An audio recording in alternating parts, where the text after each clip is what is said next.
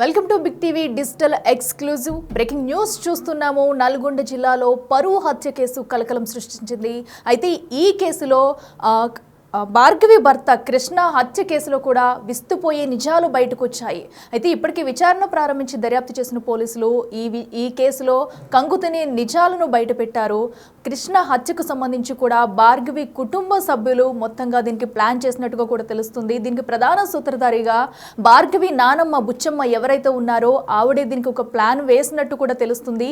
మనం స్క్రీన్ మీద చూస్తున్నాం, బిగ్ టీవీ స్క్రీన్ మీద ఆవిడే అటు భార్గవి నానమ్మ, ఎందుకంటే తను ఇష్టం లేకుండా భార్గవి కృష్ణను ఇష్టం లేకుండా మ్యారేజ్ చేసుకుందని ఒక్క కారణంతో కూడా అటు కృష్ణను హత్య చేయించేందుకు పగడ్బందీగా ప్లాన్ వేసి ఇటు బుచ్చమ్మే మనం చూస్తున్నాం కదా స్క్రీన్ మీద, అటు భార్గవి నానమ్మ బుచ్చమ్మ ఎవరైతే ఉన్నారో ఆవిడే ఈ హత్యకు మొత్తంగా ప్లాన్ చేసి కూడా అటు నవీన్ని కూడా ప్రేరేపించింది. తన కొడుకు మనవణ్ణి కూడా హత్యకు ప్రేరేపించి కూడా ఈ హత్య జరిగేటట్లు కూడా మొత్తం దీని వెనకాల ఉన్నది కూడా తన నానమ్మ అంట కూడా విచారణలో తేలింది. అయితే ఈ కేసుకు సంబంధించి ఈ నెల 19 నుంచి కూడా పక్కాగా ప్లాన్ చేసినట్టు కూడా సమాచారం అందుతుంది మనకి. సో మొత్తంగా చూసుకుంటే భార్గవి కుటుంబ సభ్యులు నలుగురు కలిసి మరో ఇద్దరు సహకారంతో కూడా కృష్ణ హత్యకు ప్లాన్ చేసినట్టు కూడా మనకి పోలీసులు నిర్ధారించారు. సో మనం చూడొచ్చు, భార్గవి అటు కృష్ణను ఇష్టం లేకుండా లవ్ మ్యారేజ్ చేసుకుంది అనే ఒక్క కారణంతో కూడా కృష్ణ హత్యకు ప్లాన్ చేశారు. ప్లాన్ చేసి నవీన్ ఎవరైతే ఉన్నారో గొంతు నులిమి కూడా ఆ కృష్ణను చంపేసి మృతదేహాన్ని నానమ్మకు చూపించేందుకు కారు డిక్కీలో వేసుకుని నానమ్మ దగ్గరికి వెళ్ళి బుచ్చమ్మకు చూపించి దాదాపు 100 కిలోమీటర్ల వరకు కూడా డెడ్ బాడీని కారులో పెట్టుకుని వీళ్ళు ట్రావెల్ చేసినట్టుగా కూడా తెలుస్తుంది మనకి. సో అయితే డెడ్ బాడీని ఎక్కడ పడేయాలో తెలియక చెల్లెలి ఇంటి సమీపంలోనే డెడ్ బాడీని పడేశారు నవీన్. అయితే ఈ హత్య కూడా పక్కా ప్లాన్ ప్రకారం జరిగినట్టు కూడా మనకి పోలీసుల నిర్ధారణలో తేలైంది. బుచ్చమ్మ ఎవరైతే ఉన్నారో ఆవిడే వీళ్ళని రెచ్చగొట్టి ఆ కృష్ణ హత్యకు కూడా ఒక కారకురాలుగా కూడా నిర్ధారించారు. సో ఇప్పుడు మనం చూస్తున్నాం బిగ్ టీవీ స్క్రీన్ మీద అటు భార్గవి అటు కృష్ణ విజువల్స్ అలాగే బుచ్చమ్మ ఎవరైతే హత్యకు ప్రేరేపించిందో ఆవిడ ఎవరైతే ఉన్నారో మనం బిగ్ టీవీ స్క్రీన్ మీద చూస్తున్నాము. వాళ్ళ నానమ్మ బుచ్చమ్మ మొత్తం మీద ఈ హత్యకు కూడా మొత్తం నవీన్ అటు ప్రేరేపించి ఉసుగొలుపుతూ కూడా హత్య జరిగేటట్టుగా కూడా పక్కా ప్లాన్ ప్రకారం చేశారు. సో అయితే ఎప్పుడైతే వీళ్ళిద్దరూ పెళ్లి చేసుకున్నారో భార్గవి కృష్ణ అప్పటి నుంచే నవీన్ నుంచి బెదిరింపులు మొదలు పెట్టారట. బెదిరింపులు వచ్చినట్టు కూడా మనకు తెలుస్తుంది. అప్పటి నుంచి బెదిరించి అయితే పక్కా ప్లాన్ ప్రకారం ఈ నెల 19న ప్లాన్ వేసుకుని కృష్ణను హత్య చేశారు. ఇక ఇదే అంశానికి సంబంధించి కూడా మరింత సమాచారం మా ప్రతినిధి పుల్లారావు అందిస్తారు. పుల్లారావు చెప్పండి, మనం చూస్తున్నాం కృష్ణ హత్య కేసుకు సంబంధించి కూడా విస్తుపోయే విషయాలు వచ్చాయి. ఎందుకంటే కుటుంబ సభ్యులే హత్య చేసేందుకు కూడా ప్రేరేపించి ఎవరైతే వాళ్ళ నానమ్మ ఉన్నారో దీనికి ప్రధాన కారకురాలుగా కూడా తెలుస్తుంది మనకి. ఇప్పుడు అసలు దీనికి సంబంధించి పూర్తి డీటెయిల్స్ ఏంటి? యాక్చువల్గా సూర్యాపేట పరువు హత్యకు సంబంధించేసి విస్తుపోయే నిజాలు అనేవి వెలుగులోకి వస్తున్న పరిస్థితి ఉంది. ముఖ్యంగా అనేక ట్విస్టులు అనేవి ఈ హత్యకు సంబంధించేసి బయటపడుతున్న పరిస్థితి నెలకొందని చెప్పవచ్చు. తన నానమ్మ కళ్ళల్లో ఆనందం చూడటం కోసం అని చెప్పేసి మనవడు ఈ విధంగా ఈ యొక్క హత్య చేశారని చెప్పేసి కూడా ఒప్పుకున్నట్లు కూడా మనకు తెలియవస్తుంది.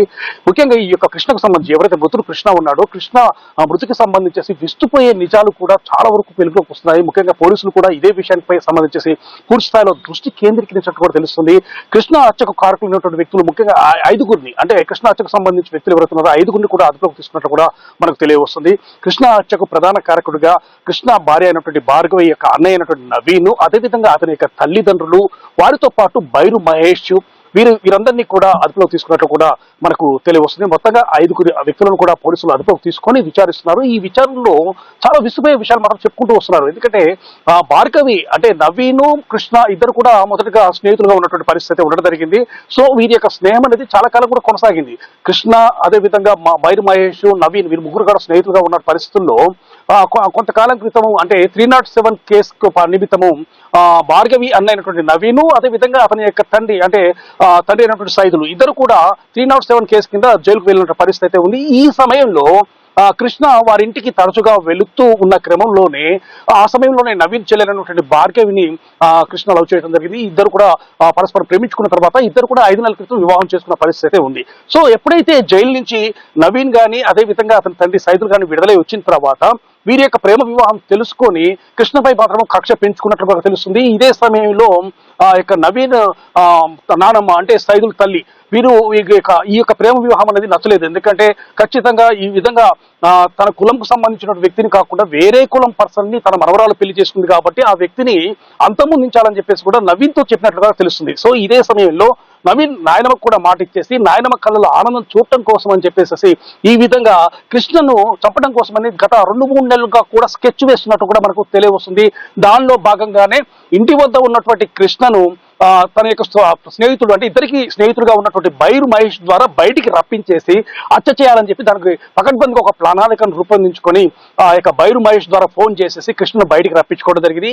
బయటికి రప్పించుకున్న తర్వాత ఈ యొక్క ఎవరైతే భార్గవి అంటే మృతురాలు భార్య ఉంది, భార్గవి తల్లిదండ్రులు అయితేంది, నవీను అతనితో పాటు అతని సోదరుడు, మొత్తం ఈ ఇద్దరు ప్లస్ భార్గవి యొక్క తల్లిదండ్రులు అదేవిధంగా బైరు మహేష్ మొత్తం 5 కలిసేసి ఒక ప్రణాళికబద్ధంగా కృష్ణను బయటికి రప్పించుకొని కృష్ణను గొంతు నులిమి చంపేసి బండరాయితో మోది చంపేసిన తర్వాత వాళ్ళు ఆ యొక్క మృతదేహాన్ని అంటే కృష్ణ మృతదేహాన్ని కారి డిక్కీలో వేసుకొని వచ్చేసి వారి యొక్క నానమ్మకు చూపించేసేసి అదేవిధంగా కృష్ణ మృతదేహం కనబడకుండా చేయాలని చెప్పేసి పక్కటిబందిగా ప్లాన్ చేసేసుకుని అన్ని రకాల అంటే ఆ మృతదేహం కనబడకుండా చేయాలన్న ఉద్దేశంతో చాలాసేపు ఆ యొక్క డెడ్ బాడీని కారి డిక్కీలో ఉంచుకొని బయట మొత్తం తిరిగారు. కాకపోతే వారి ప్రయత్నం అనేది సఫలం కాకపోయేసరికి ఆ యొక్క కృష్ణ మృతదేహాన్ని మూసీ కెనాల్ పక్కన అంటే పిల్లల మరి సమీపంలో ఉన్నటువంటి మూసీ కెనాల్ పక్కన ఆ యొక్క కృష్ణ మృతదేహాన్ని ఉంచేసేసి అక్కడి నుంచి వాళ్ళు వెళ్ళిపోయిన పరిస్థితి ఉంది. వెళ్ళిన తర్వాత పోలీసులకు లొంగిపోయినట్లు కూడా తెలిసింది. కాకపోతే పోలీసులు మాత్రం ఇటు విషయాన్ని మాత్రం గోప్యంగా ఉంచారు. ముఖ్యంగా నవీన్ని ఆల్రెడీ పోలీసులు అదుపులో తీసుకున్నట్లుగా కూడా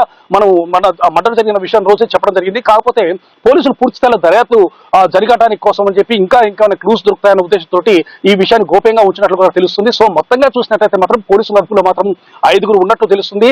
కృష్ణ మృతికి కారకులైనటువంటి ఈ యొక్క 5 పూర్తి స్థాయిలో విచారించిన తర్వాత ఈ యొక్క విషయాలు మొత్తం బయటకు వస్తున్నాయి. అంటే 2 నెలల క్రితమే కృష్ణను అంతమొందించాలని చెప్పి ప్రణాళికలు రూపొందించుకున్నారు. దాన్ని అమలు పరిచేందుకోసం అని చెప్పి ఈ కృష్ణకు నవీన్కి మరో మిత్రుడైనటువంటి బైరు మహేష్ ద్వారా అతను రప్పించుకొని ఈ మర్డర్ చేసినట్టు కూడా మనకు తెలియవస్తుంది. సో ఈ జరిగిన తర్వాత కూడా కృష్ణ మృతదేహాన్ని కనబడకుండా చేయడం కోసం మాయం చేయడం కోసం అనేక రకాల ప్రయత్నాలు చేశారు. కాకపోతే ప్రయత్నాలు అనేవి సఫలం కాకపోవడం వల్ల అక్కడ మృతదేహాన్ని ఉంచిపోవడంతో మొత్తం కూడా విషయం అనేది వెలుగులోకి రావడం జరిగింది.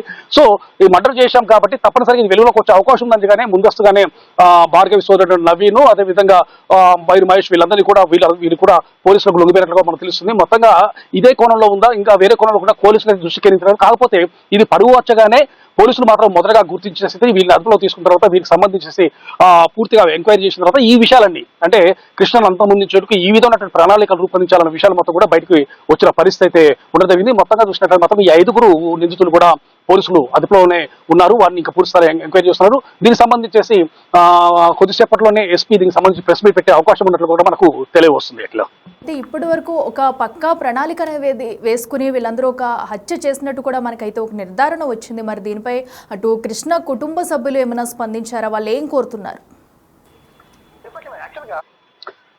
యాక్చువల్గా కృష్ణ ప్రేమించి పెళ్లి చేసుకున్నాడు.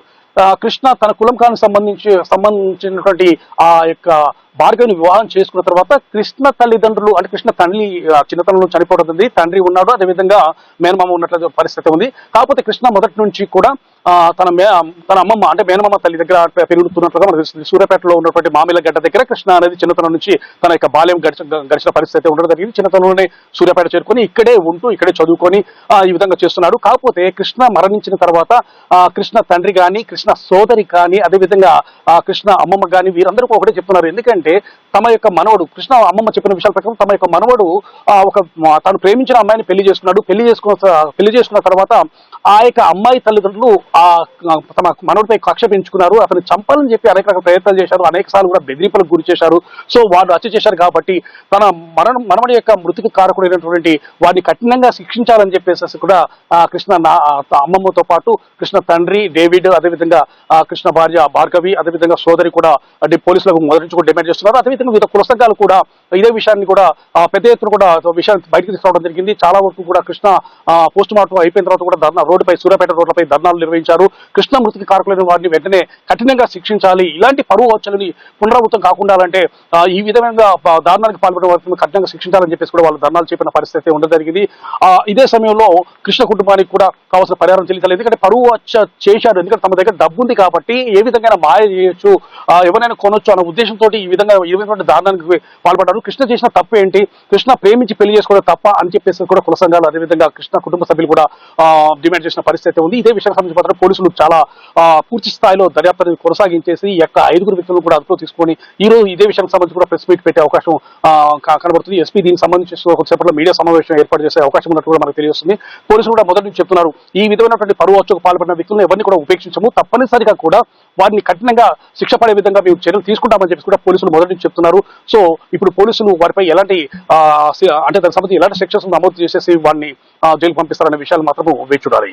అట్లా సో చూస్తున్నాం కదా, కృష్ణ హత్యకు సంబంధించి కూడా భార్గవి కుటుంబ సభ్యులే ఒక ప్రణాళిక వేసుకుని పక్కా ప్లాన్ ప్రకారమే కుటుంబ సభ్యులతో కలిసి ఈ హత్య జరిగినట్టు కూడా నిర్ధారించారు పోలీసులు. అయితే ఇప్పటికీ ఈ కేసుకు సంబంధించి 5గురిని అదుపులోకి తీసుకుని పోలీసులు విచారిస్తున్నారు. ఇంకా ఏమైనా క్లూస్ బయటకు వస్తాయి, ఇంకా ఎవరైనా నిందితులు ఉన్నారా అనే కోణంలో కూడా పోలీసులు దర్యాప్తు చేస్తున్నారు. మరి ఈ ఘటనకు సంబంధించి మరి కాసేపట్లో కూడా ఎస్పీ నిజాలను బయటపెట్టే అవకాశం కూడా కనిపిస్తుంది.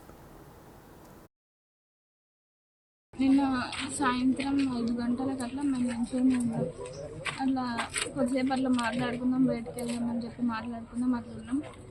అప్పటికి నేను ఫోన్ మాట్లాడుతున్నా, ఫ్రెండ్తో ఫోన్ మాట్లాడుతున్నా, అతని వదినతో మాట్లాడుతుంటే బైర్ మహేష్ అనే వ్యక్తి ఆయన ఫోన్ చేసిండు బంటికి ఫోన్ చేసి ఇట్లా ఏడున్నావు ఏంది అని చెప్పి అడిగి వస్తున్నావా అని చెప్పి అనగానే వస్తున్నా అని చెప్పి 5ంటికి ఎమ్మటే బయలుదేరి వెళ్ళిపోయిండు. నేను ఆల్రెడీ అప్పుడు ఫోన్ మాట్లాడుతున్నా, మా ఫ్రెండ్స్ని హోల్డ్లో పెట్టి ఫోన్ మాట్లాడుతుంటే నాకు చెప్పకుండా అట్లనే వెళ్ళిపోయిండు.